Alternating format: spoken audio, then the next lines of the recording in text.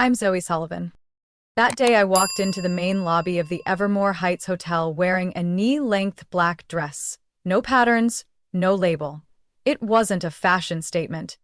It was the final layer of armor for someone who had walked through battlefields no one in that room could ever imagine.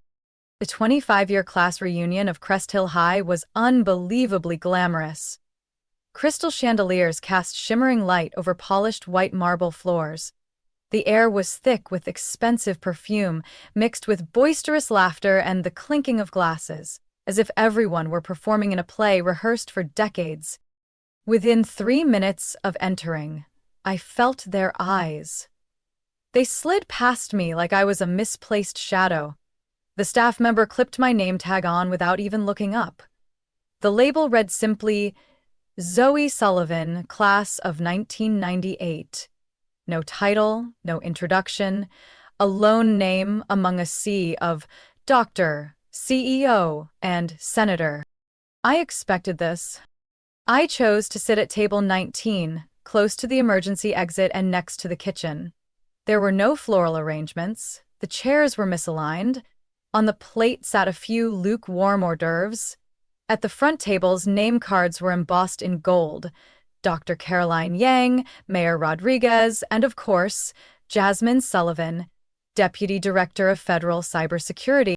Jasmine, my sister, the star of every gathering, and this time she took the stage in a curve-hugging red dress, light reflecting off her glittering high heels like a declaration of power. Thank you all for being here. I truly didn't expect to be named this year's Distinguished Alumna, Jasmine said, her voice full of confidence. After over 14 years in government, I was just appointed to the National Security Advisory Board.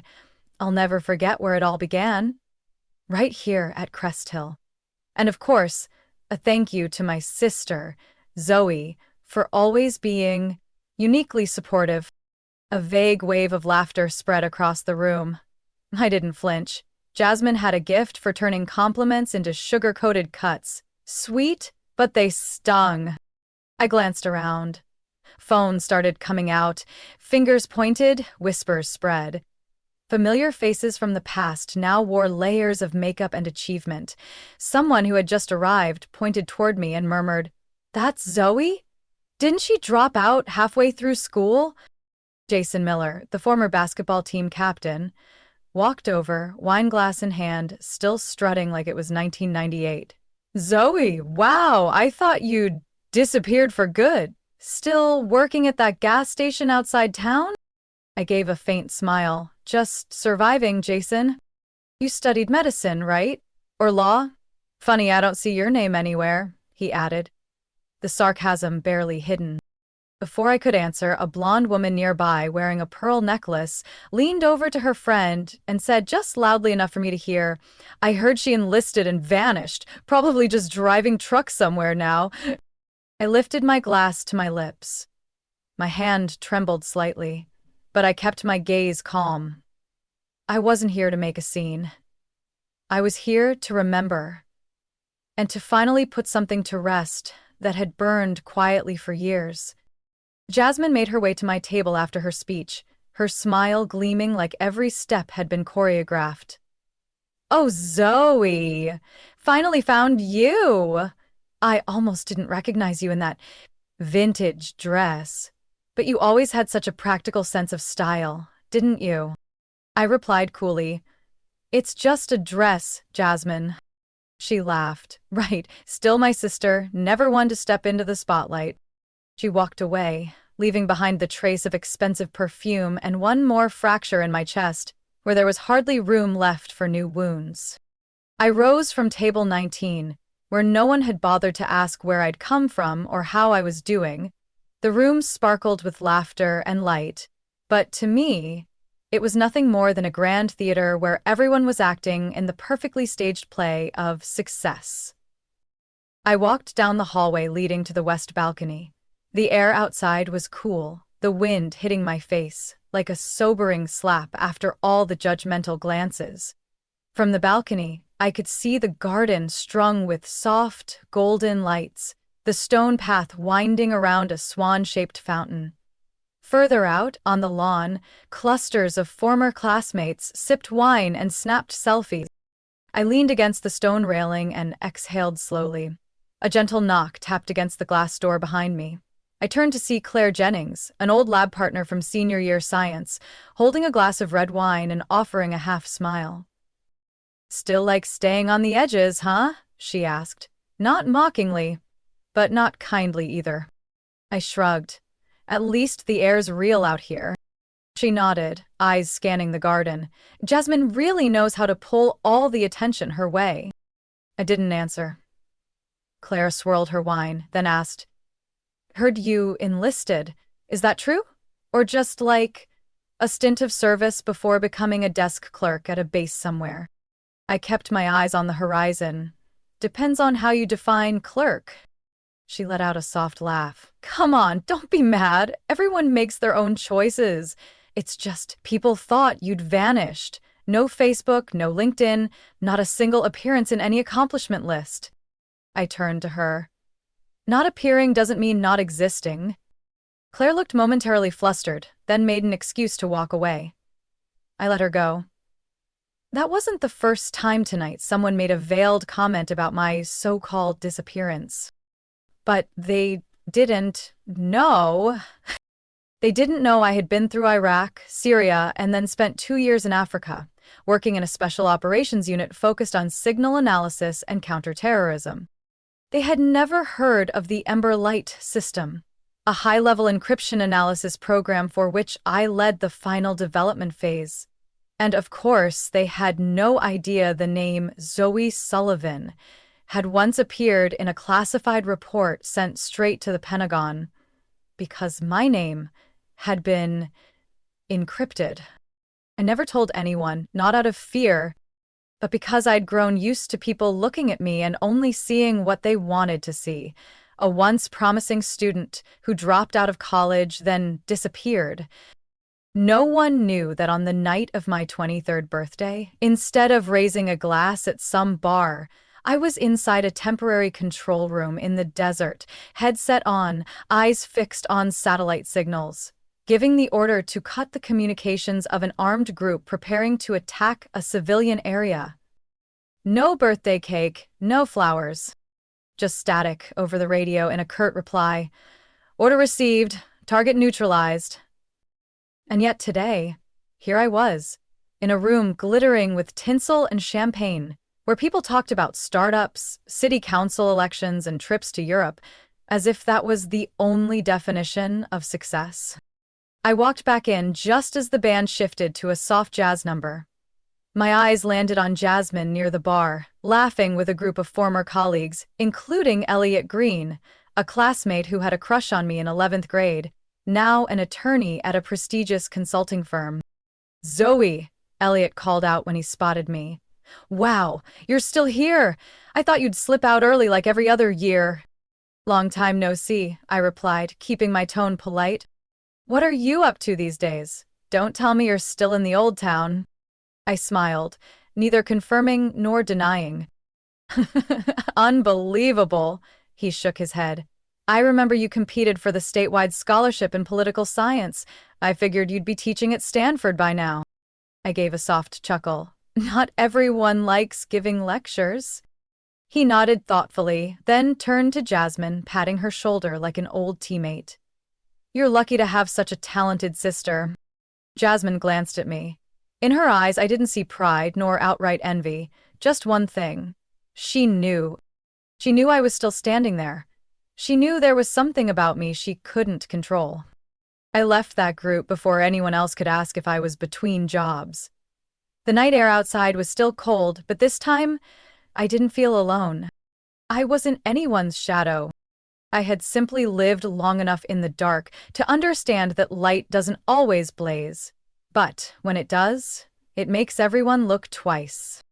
I returned to the ballroom as quietly as I had left. No one noticed, no one looked up. But I saw everything. The forced smiles, the judgmental glances, the glittering conversations that masked empty spaces inside. Then I saw him.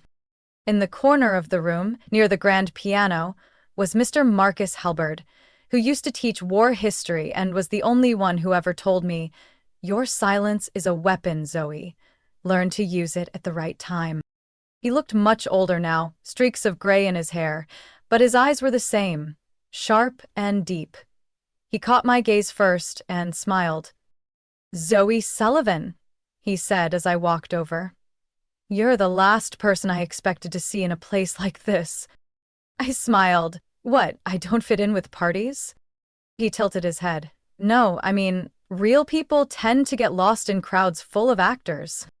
I didn't say anything. I didn't need to. He pulled out a chair and motioned for me to sit. "The last time I saw your name," he began, "was in a Department of Defense report I probably shouldn't have read. But I did." I looked up, slightly frowning. "Operation Sundown, Sahel, 2016. A domestic group wiped out completely, 0 civilian casualties. Only one commanding officer's name was encoded, ZS Echo 7. I nodded slightly. "You guessed right," I replied softly. Mr. Halbert exhaled, thoughtful. "At the time, I thought, you were still out there, still fighting, but no one mentioned you at the school's honors ceremony. Not a single name, not one photo." I gently clenched my hands. I knew the reason. Back in 2001, I was valedictorian. I earned a full-ride state scholarship, scored nearly perfect on my SATs. During college counseling, my advisor said, "Harvard is waiting for you, Zoe." But I chose West Point. Jason, my boyfriend at the time, nearly lost it. "You're throwing away your whole future just to carry a gun?" he shouted in my face in the dorm hallway. I didn't answer right away. I said just one thing. "I'm not choosing Harvard. I'm choosing purpose." Jason walked away. No hug, no good luck.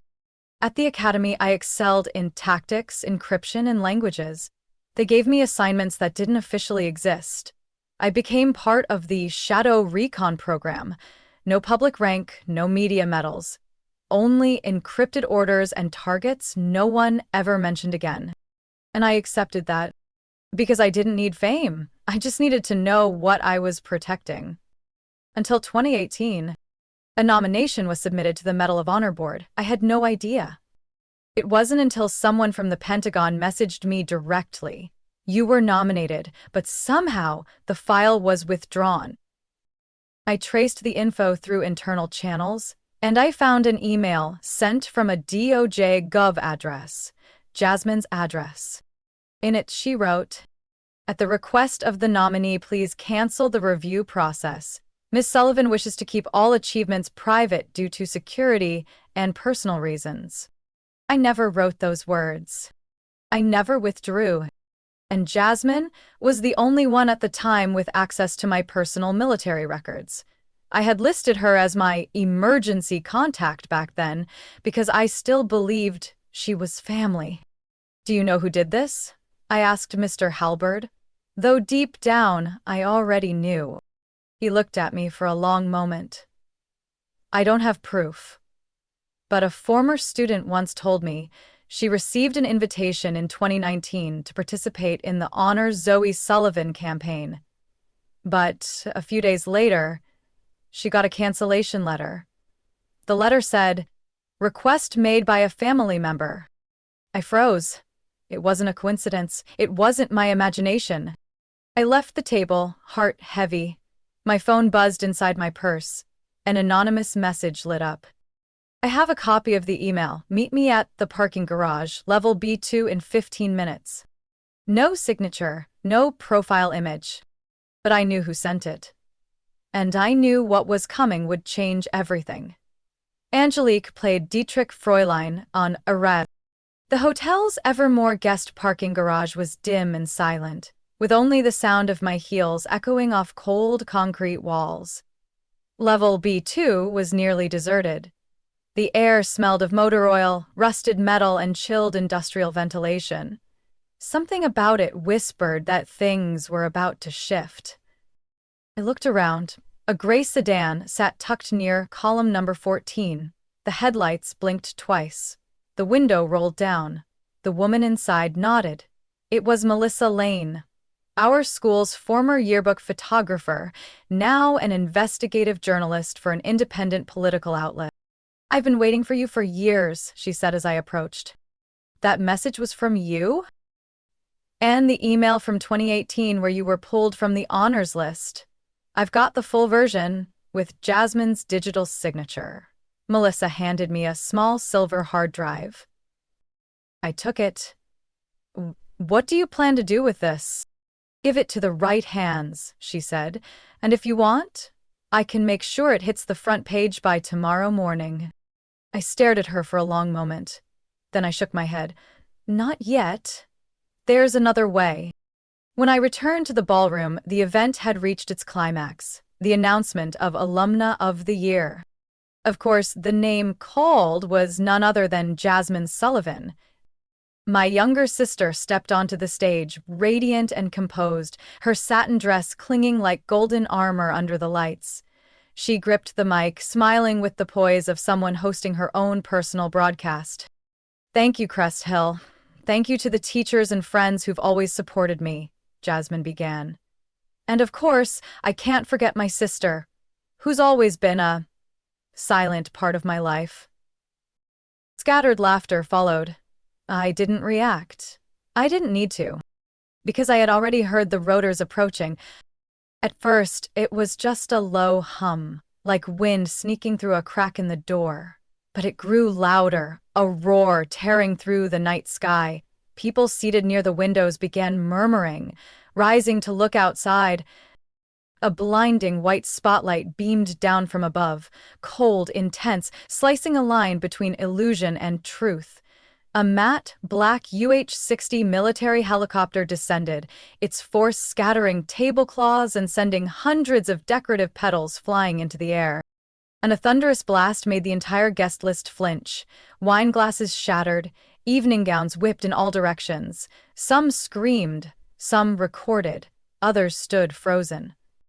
The helicopter door opened. A man in full uniform stepped out, his stride firm, each step crushing every hushed whisper underfoot. Silver Eagle insignia gleamed on his shoulders. Colonel Lucien Ford. He didn't even glance at the crowd, walking straight to center stage and stopping right in front of Jasmine, who stood there speechless, her voice lost in confusion. He stood at attention, raised a formal salute. "Colonel Zoe Sullivan, ma'am, apologies for the interruption, but the Pentagon requires your immediate presence at a high-level briefing."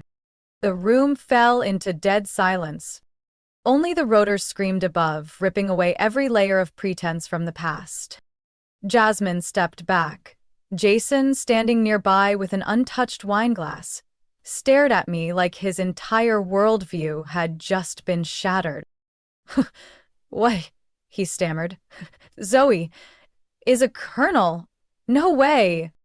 I walked forward, slowly but steadily, each footstep echoing clearly against the gusting wind. I stopped right in front of Jasmine, whose eyes trembled like cracked glass. "You called me a shadow," I said, calm and even. "But you never asked what that shadow was protecting." I turned to Jason. "You once asked why I disappeared?" "I didn't disappear. I was doing the kind of work you'd never have the guts to face." I walked straight past them. Melissa was already in place, camera raised, but I didn't pause to pose. I simply stood tall and accepted the black classified case from Colonel Ford. "Summons from the National Security Council," he said quietly. 3 a.m. briefing. Situation in Lithuania has escalated. They need you to coordinate the response system." I nodded. "Understood." The colonel tilted his head. "Truth is, they already knew you were here, and they wanted the public to know, too." I climbed the steps into the chopper. The rotors accelerated, kicking up a storm in a night once filled with misplaced applause. As the doors closed behind me, I looked through the tinted glass. Jason dropped his wineglass. Jasmine stood frozen. Melissa whispered into her recorder, and everyone else, still filming, still stunned. But truth doesn't need noise. It only needs timing, and that night, the timing had arrived. 3 days after the chopper landed in the middle of the banquet, I returned to Washington, D.C., walking into the seventh floor of the Cyber Operations Wing at the Pentagon with my Echo Zero clearance badge. No greetings, no camera lights, just the click of keyboards and the cool blue glow of surveillance monitors, where silence was the cost of survival. I thought things would go back to normal. I was wrong. News travels faster than deployment orders. The video clip of me boarding the helicopter mid-ceremony, paired with the call-out, "Colonel Zoe Sullivan, your presence is required for an urgent security briefing," hit nearly 8 million views in under 24 hours. On TikTok, I became a meme. On Reddit, I became a debate topic. Then, on Friday morning, the podcast The Jasmine Perspective aired a special episode titled My Sister, the Myth. Jasmine's voice came through calm, slow, skillfully measured. Many have asked me who is my sister really? A hero, or a figure carefully crafted by the forces behind the military curtain? I love her, but the truth deserves to be heard. Some people use titles to dodge responsibilities, to their family, to society. And that shouldn't be mistaken for heroism. I listened to it all, in silence. Not because I was hurt, but because I realized something more important. Jasmine wasn't just jealous. She was trying to regain control of the narrative. The next day, my personal inbox was flooded with over 1,000 emails. Who are you? Why has no one ever heard of your achievements? Are you just an actress hired to play a soldier? Is this a publicity stunt by the Pentagon?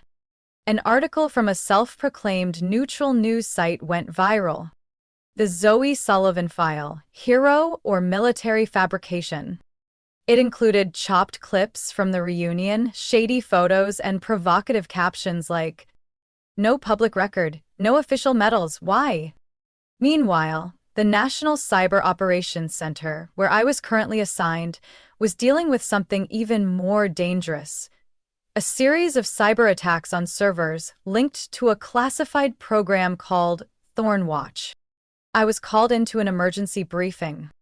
Lieutenant General Rayburn stood at the head of the table, his gaze sharp enough to cut through steel walls.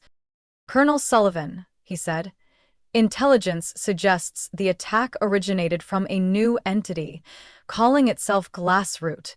It's tied to the group you previously tracked in Mauritania." I didn't react. I knew Glassroot, and I knew this wasn't a coincidence. Rayburn continued, "One more thing. Internal breach detection indicates the classified information about you is being leaked. Right as that podcast spreads, someone may be trying to create a perception distortion around your name." I understood what he meant. Someone was trying to make me the story, to distract from the real operation. That night, I stayed alone in the auxiliary command room. The signal paths on the satellite maps revealed a growing hotspot: Eastern Europe, near Latvia. I placed my hands on the keyboard and activated the threat assessment protocol. Through the soundproof glass, I could hear a TV broadcast replaying an interview. Jasmine's voice again. "I believe in transparency. Maybe my sister did serve, but why is there no full record? And why show up now, at the reunion, when there were dozens of cameras?" I muted it. Not because I couldn't stand it, but because it no longer mattered. 3 a.m. The Level 1 response order was activated. A new code had just arrived from the high orbit satellite system. Designated recipient, ZS Echo 7. Me? The order read, "Analyze encoded signal stream. Monitor internal transmissions in Vilnius. Coordinate with Northern Peninsula Response Unit. Situation: suspected coordination between non-state actor and media manipulation network." I understood instantly. This wasn't just a petty family feud anymore. It had become part of a larger campaign, where the truth was twisted into a weapon of sabotage. I replayed the podcast, listening closely to every word Jasmine said. And right at minute 17, second 46, she mentioned a redacted report for security reasons that no one has ever seen. She didn't know. Only someone who had accessed the internal system would even know that report existed. She had just exposed herself. I opened the internal comms line, typed one line of code. Initiate investigation on origin of disinformation spread. Target, JS, Department of Justice. Verify breach level, full spectrum surveillance, authorized. I sat still. In the dark, some things must be done without applause.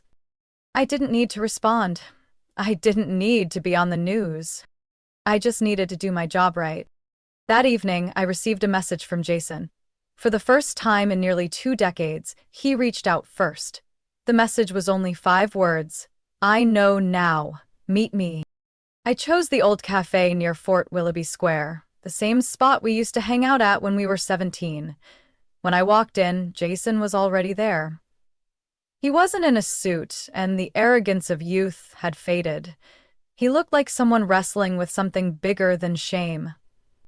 "What do you know?" I asked, sitting down, my tone direct.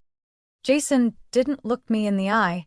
Instead, he slid over a thick, heavy manila envelope. "Melissa found this. She suspected something at the reunion, but needed time to verify it." I opened it. Inside were original printouts of an internal email chain from 2018. The subject line read, "Request to withdraw Medal of Honor nomination, Zoe Sullivan. Sender, jasmine.sullivan@doj.gov. Body. On behalf of Colonel Sullivan, I confirm that she wishes to keep her military service private due to security and personal reasons.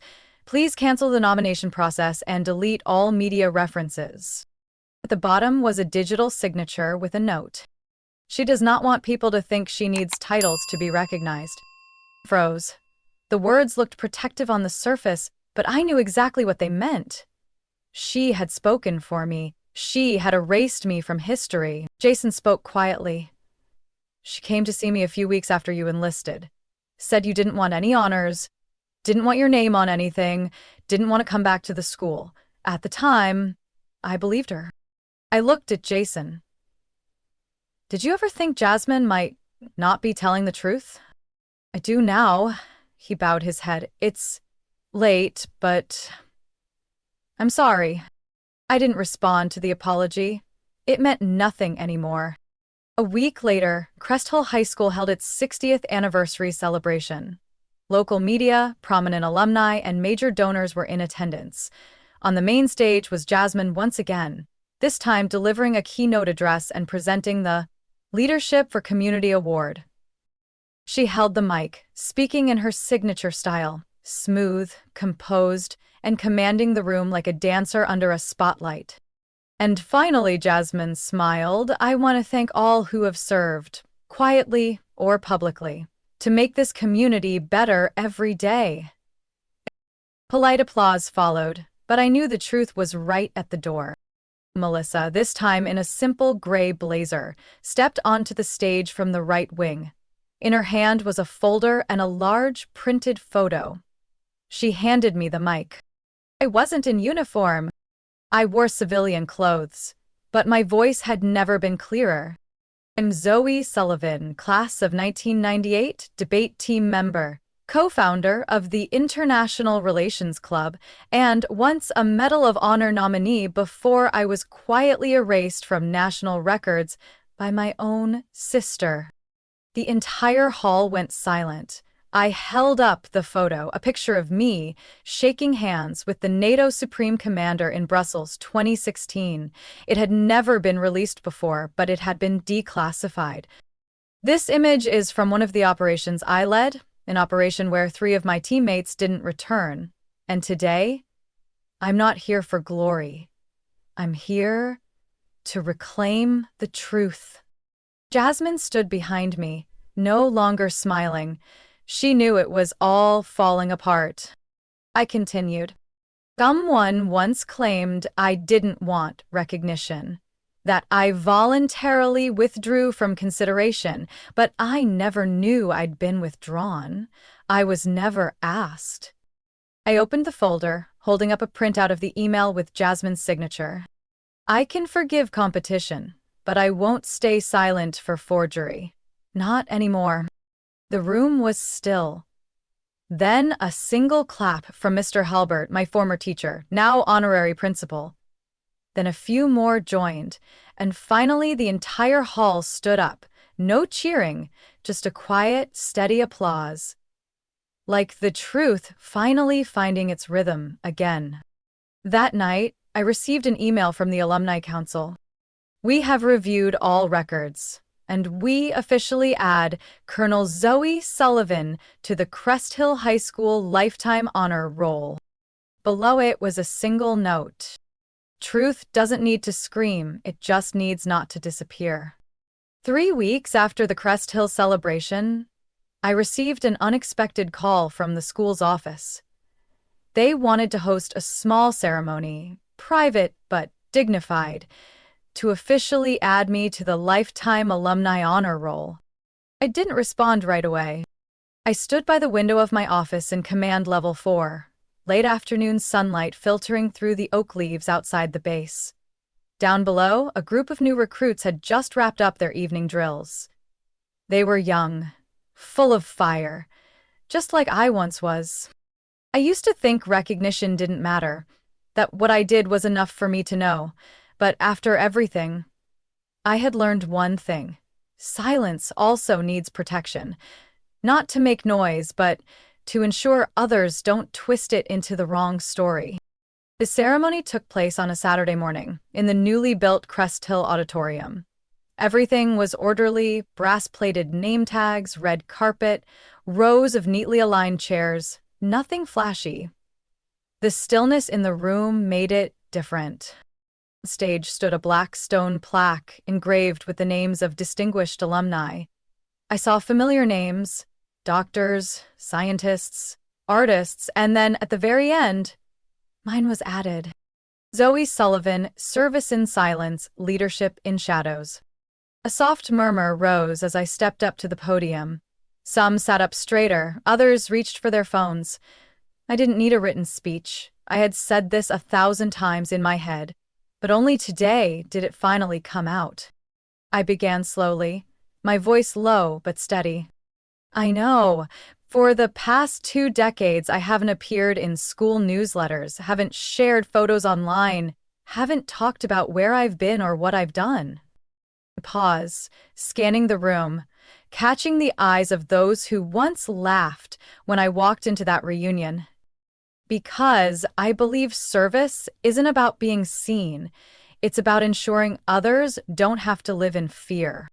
I don't need medals to remind myself I existed, but today I stand here because some have used my silence to tell the wrong story about me. I pulled out a photo, the only one I carried with me through every mission. In it, I'm bowing before a flag-draped coffin of a teammate, someone who never came home. I held the photo up for all to see. She never got honored. I was luckier because I lived. Not a sound, not a single clap, just a deep silence. The kind that comes from understanding, from emotion caught in one's throat. I'm not telling this story for sympathy. I'm telling it so that those who serve, those quietly guarding borders, monitoring satellite signals, decoding threat messages, or simply providing medical support at remote bases, know that their silence still matters. A parent in the third row bowed their head. A female student near the back wiped her eyes, and Mr. Halbert, now honorary advisor, looked at me as if nodding inwardly. I concluded, I have been silent long enough. Not out of fear, but because I believed the truth didn't need to shout. But today, I understand this. If we don't speak up, someone else will, in whatever way they want. And sometimes, that doesn't just hurt us, it distorts history. I stepped down from the podium. No background music, no confetti, just real applause.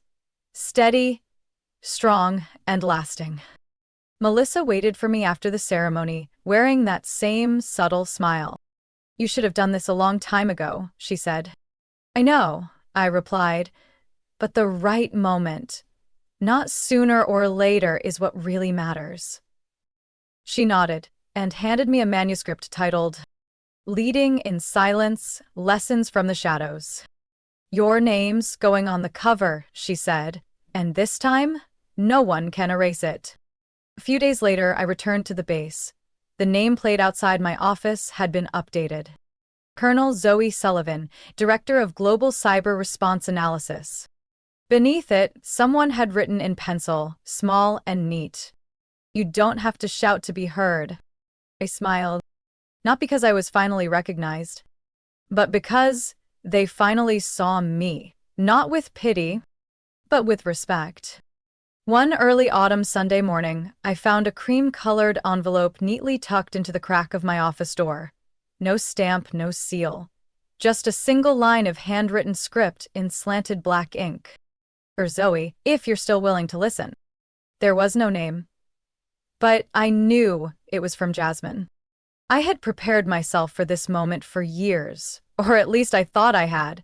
But holding that letter, my heart still beat slower than usual. Inside, she didn't write much. No excuses, no blame. Just one short paragraph. I don't know what the right thing to say is anymore, but if you can, meet me at Royston Cafe, 10 a.m. Wednesday. I'll wait, whether you come or not. Royston Cafe was a quiet spot tucked into Arlington's old district, where the two of us used to go on weekends when we were kids. I walked in at 10:03. The air was crisp, the scent of espresso lingering. Jasmine was already seated, no makeup, ash-gray turtleneck sweater, her hair loosely tied back. She didn't look like a deputy director of anything. She looked like my little sister from back then. She stood when she saw me, tried to speak, but just pressed her lips together and sat back down. I did the same. For the first few minutes, all we heard were the soft clinks of porcelain and background jazz from the radio. Finally, Jasmine spoke first. I'm not here to fix anything. I'm here to admit. I looked up, waiting. I've been jealous of you since I was old enough to understand how people looked at you. You were always good. Chosen, trusted, admired. I had to push twice as hard just to not be seen as Zoe's shadow. I didn't interrupt. When you enlisted and disappeared from everything, I felt like I could breathe for the first time. I could step forward without comparisons. But I was scared too. Because I knew you hadn't vanished. You had chosen silence. And your silence was so loud, it made me feel small. She lowered her head, her voice tightening. So, I tried to erase you from everything. The medals, the alumni lists. I erased you so I could create my own light without any shadow behind me. I tightened my grip on the coffee cup. Jasmine, I said slowly, you don't have to erase someone to shine. She nodded, eyes brimming. For the first time, I saw Jasmine vulnerable, not with performative guilt, but with the real kind, cracked open after years of pressure. We sat in silence for a long time. Do you hate me? She asked. I took a deep breath. No, but I was hurt. Haha. She nodded again. I understand. Then, from her bag, Jasmine pulled out a silver USB. This is the script for a documentary I'm producing. The working title is The Woman Without a Name, Leaders in Silence. And the first chapter is about you. I was surprised. You're actually making this? Because if I once blurred your presence with words, I'll now restore it through image. 3 months later, the film premiered internally at the National Defense Academy Hall. On screen were images of me, not from covert missions, but from everyday moments, talking to young soldiers, writing reports, analyzing intelligence maps in sunless rooms. Jasmine didn't make the film to glorify me. She made it to clarify that there are leaders who may never step onto a stage, but are still the quiet backbone of history. In the final interview clip, Jasmine looked directly into the camera. I used to think I was stronger by not mentioning my sister. Now I know I was just afraid. And today, I want to say this. Zoe, thank you for existing. In a way the world wasn't wise enough to notice, until it needed you the most. After the screening, I stood on the balcony outside the hall. The sun was setting, its golden rays casting light over the distant Pentagon building. Jasmine walked up, silent. She handed me an old photo. Two little girls in camo costumes from some Halloween years ago. I was saluting in the picture, eyes stern. Jasmine grinning wide, one hand gripping my jacket, the other raised in a tiny fist, mimicking me.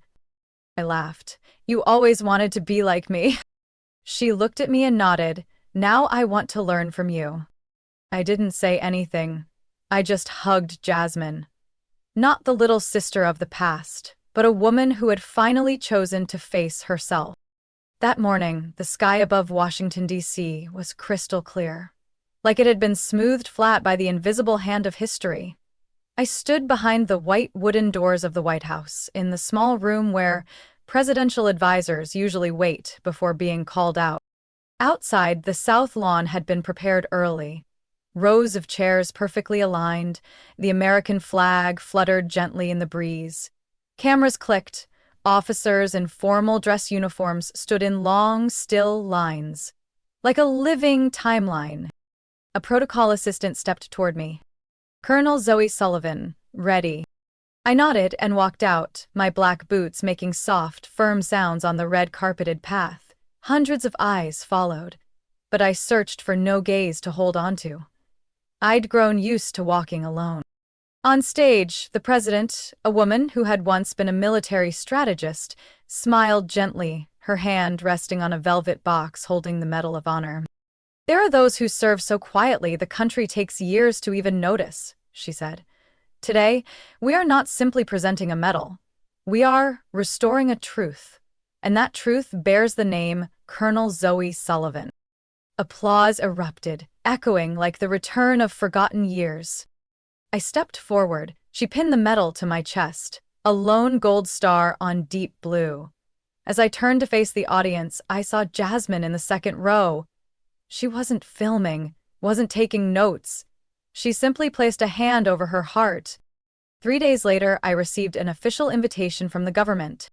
We respectfully invite Colonel Sullivan to serve as Civil Security Policy Advisor in the West Wing.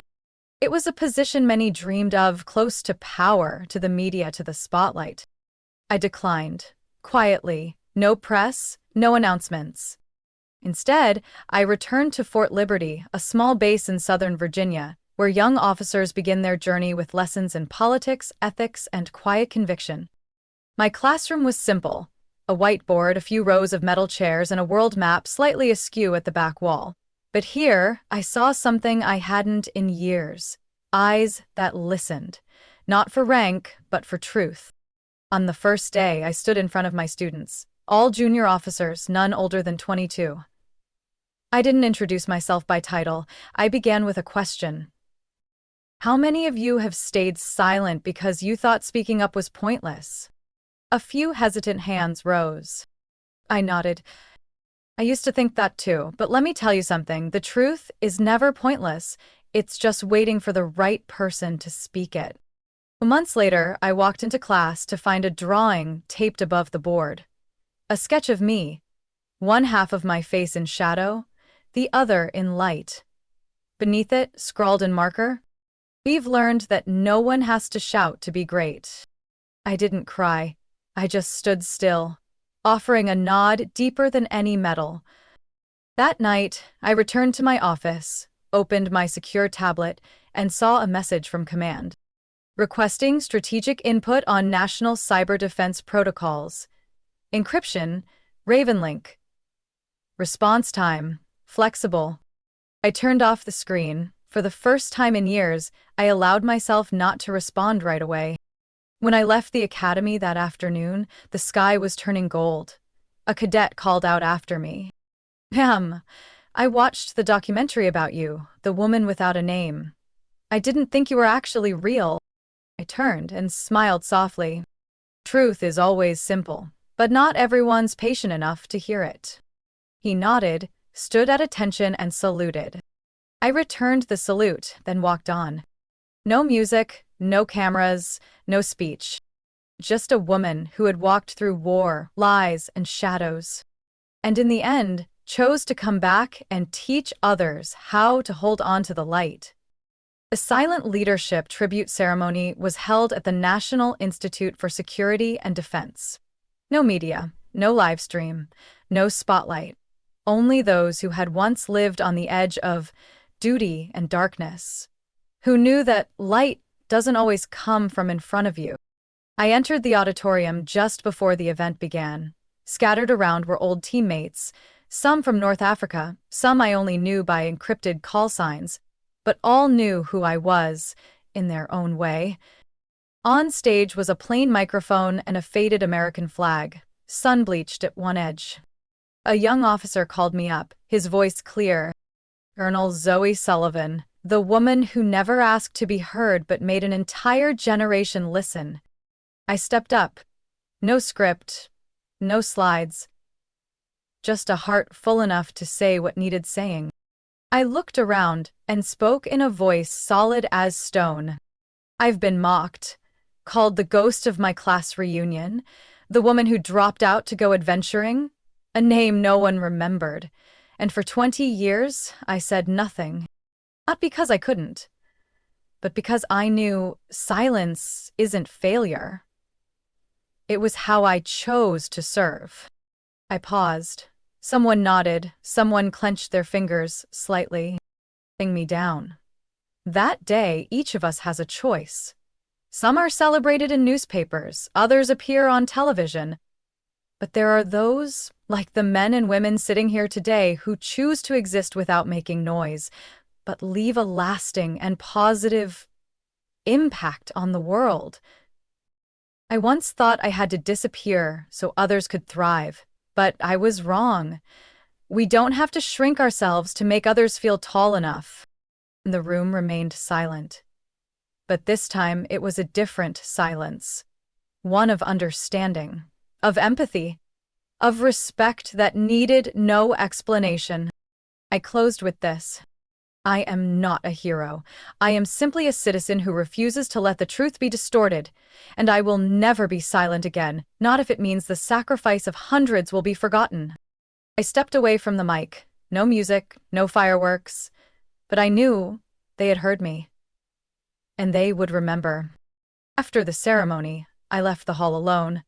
The sky had turned amber, leaves blanketed the walkway, the breeze was gentle, and the air carried that faint metallic scent of fall.